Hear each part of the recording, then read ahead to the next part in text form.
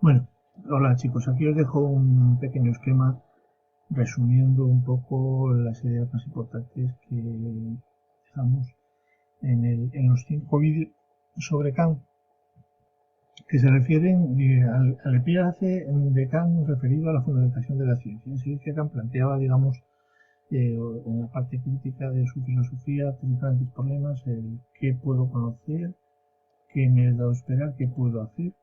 Estas preguntas se resumen en una: ¿qué es el hombre? Bien, pues la pregunta de qué puedo saber es la pregunta que afronta la fundamentación de la ciencia en la crítica de la razón pura. ¿Vale? Es el libro que estamos comentando. Entonces, al principio, lo que decíamos era que Kant pretende hacer una síntesis del empirismo y el racionalismo, teniendo en cuenta que el empirismo conducía a una interpretación escéptica del conocimiento, es decir, a la negación de la posibilidad de un conocimiento necesario, precisamente porque todo conocimiento parte de la experiencia, son impresiones y esas impresiones no son comunicables, son subjetivas, etcétera, etcétera, y por lo tanto es imposible establecer un conocimiento necesario a partir de las impresiones. Y por otro lado, la corriente del racionalismo que defendía la idea, digamos, del alcance de un conocimiento absoluto, dogmático, que nos conduce al conocimiento de las ideas de Dios, al mundo, de la sustancia. Entonces, para conseguir esa síntesis, lo que propone es establecer, digamos, en qué condiciones, cuáles son las condiciones de posibilidad de los juicios sintéticos a priori, que serían los tipos de juicios que superarían o que estarían presentes en las ciencias, efectivamente, y con los que verdaderamente considera que es posible superar esa dualidad, digamos, esa contradicción entre el empirismo y el racionalismo, que estaría recogida en la defensa o en la existencia o en el planteamiento de esos dos tipos de juicios que proponía Hitler: los juicios analíticos, que son necesarios, pero que son a priori y no proceden de la experiencia, no acumulan información, y los juicios sintéticos, que son proceden de la experiencia, pero que son a posteriori y por lo tanto no permiten el conocimiento necesario. Entonces, lo que Kant decía es que pretende integrar, hacer una síntesis de esos dos, a proponer la existencia de un tipo de juicios que son los que están efectivamente presentes en las ciencias y que proceden, por un lado, de la experiencia, pero por otra parte permiten construir un conocimiento necesario. Son los juicios sintéticos a priori. Entonces, dando por hecho que las ciencias, por así decir, tienen que construir o partir de la construcción de juicios, afirmaciones sintéticas a priori, juicios científicos a priori, se supone que él plantea, si es posible, la presencia de estos juicios en matemáticas, que eran los que se consideraban, según Hume, que eran solamente juicios analíticos a priori. Si hay juicios sintéticos a priori en física, que son los que están recogidos, por ejemplo, en la física de Newton, que en principio parece que tendrían que ser solamente juicios sintéticos a posteriori, porque son experimentales, pero tienen que ser a priori del planteamiento de Kant. Y luego, si es posible, esos tipos de juicios sintéticos a priori en metafísica, que es donde se estudian las ideas de Dios, alma y mundo, y que son las ideas constitutivas de la metafísica, que son las que fundamentaban el conocimiento para la perspectiva racionalista. Entonces, lo importante para Kant es decir, si es posible establecer juicios sintéticos a priori en las ciencias, cuáles son las condiciones que permiten que haya esos juicios sintéticos a priori. Entonces, el tema aquí importante es que las condiciones para establecer esos juicios no están del lado del objeto, puesto que el objeto, por así decir, es precisamente lo que estamos intentando justificar o ver si realmente podemos conocerlo, sino que en todo caso tendrían que estar en el sujeto conocente, en el hombre en ese caso, ¿no? Entonces, en ese sentido, es un poco como lo que ya lo habíamos comentado en Descartes. Lo que Kant está proponiendo aquí es el método trascendental, es decir, estudiar las condiciones de posibilidad del conocimiento en el hombre, es decir, las condiciones de posibilidad del establecimiento de juicios sintéticos a priori, y esas condiciones, si lo son, tienen que ser, tienen que darse en todo sujeto posible. Por lo tanto, son condiciones trascendentales. Entonces, lo que Kant propone es que efectivamente el conocimiento parte de las impresiones que los sujetos construyen a partir de la experiencia, pero la cuestión es si esas impresiones pueden ser, digamos, trascendentales o se dan en todo sujeto posible. Y ahí está la cuestión. Entonces, digamos que el conocimiento se construye, según Kant, en estas tres, digamos, facultades. en la sensibilidad, en el entendimiento y en la razón. Serían los tres, digamos, niveles de construcción de conocimiento en el hombre. Son tres facultades que están en el hombre. Entonces, ¿cuáles son las condiciones a priori de la sensibilidad? Eso es lo que estudia la estética trascendental, decíamos. Las condiciones a priori de la sensibilidad son el espacio y el tiempo.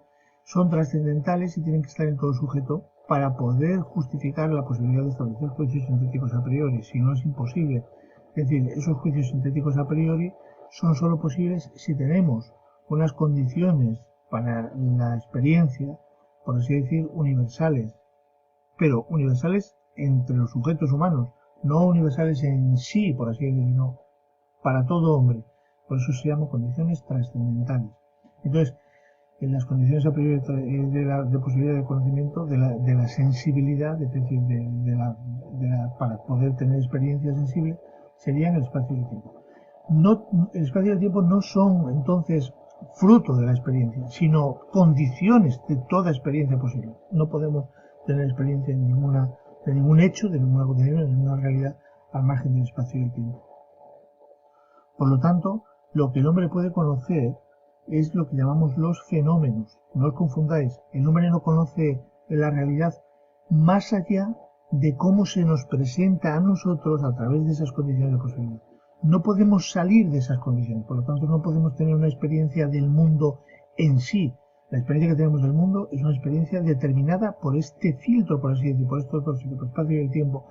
Y más allá de eso no podemos tener experiencia. Por lo tanto, lo que nosotros conocemos del mundo, de la realidad, por así decir, entendido en sentido metafísico, solo es los fenómenos tal y como se nos dan bajo las condiciones de posibilidad de espacio y tiempo.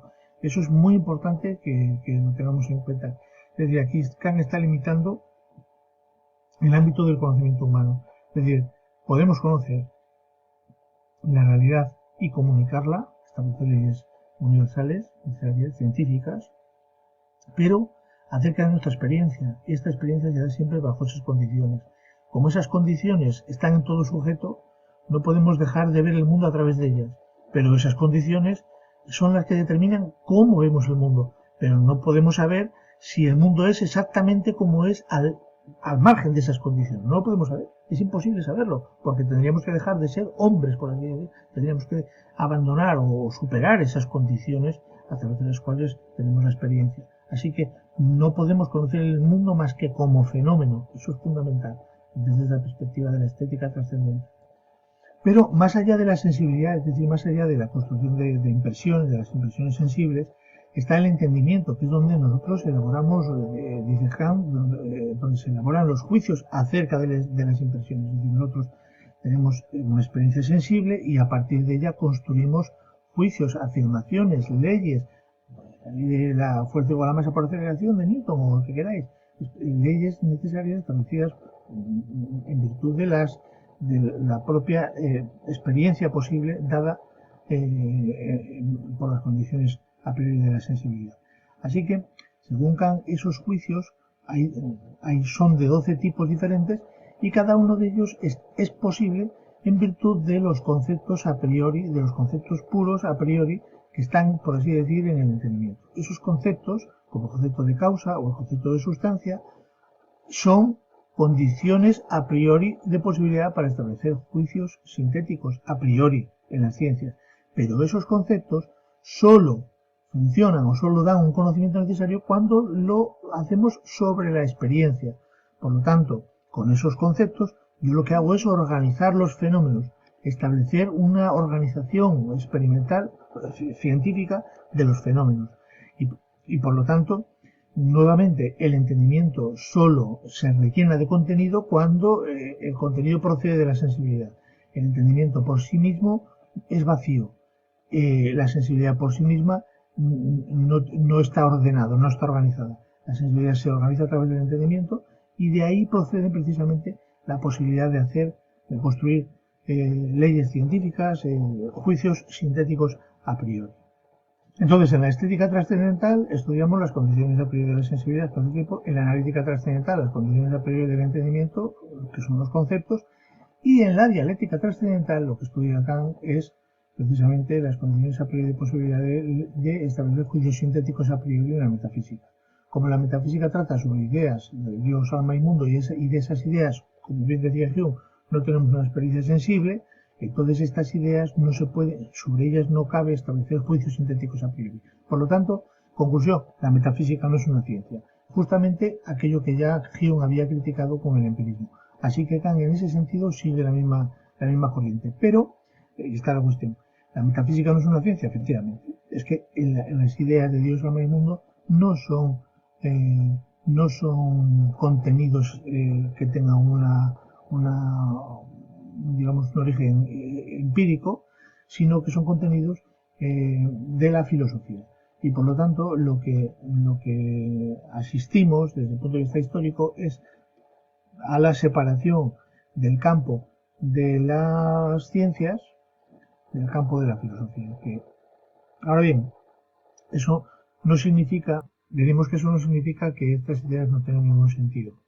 Lo que Kant está intentando mostrar es que estas ideas, de alguna manera, son ideas que se construyen precisamente como fruto o resultado del propio despliegue del conocimiento humano. Es decir, las ideas surgen del propio contenido de las ciencias, pero no tienen un tratamiento científico, por así decirlo, son problemas. Y por lo tanto, cuando se pretende con ellas hacer un conocimiento científico, entonces estamos en un uso inadecuado de las categorías. Es decir, no podemos construir un conocimiento científico sobre estas ideas, pero estas ideas surgen del propio despliegue del conocimiento, porque al fin y al cabo hemos estado hablando de las condiciones a priori de posibilidad de sensibilidad del entendimiento. Eso todo evidentemente nos remite a la idea de alma o a la idea de sujeto, a la idea de yo, que es un poco a la idea aquella del cogito ergo sum de Descartes. Por lo tanto, esta idea filosófica está involucrada en el estudio de las condiciones a priori de posibilidad del conocimiento, pero esas condiciones, es decir, esas condiciones como tales no son conocimiento experimental, sino condición de todo conocimiento experimental. Por lo tanto, yo no puedo ni siquiera hablar del espacio y el tiempo desde un punto de vista científico. Yo puedo hablar de la experiencia que tengo espacio-temporal, pero no puedo hablar del espacio y el tiempo como contenidos científicos porque no tengo experiencia del espacio ni del tiempo. Son condiciones de toda experiencia posible. Igual pasa con los conceptos.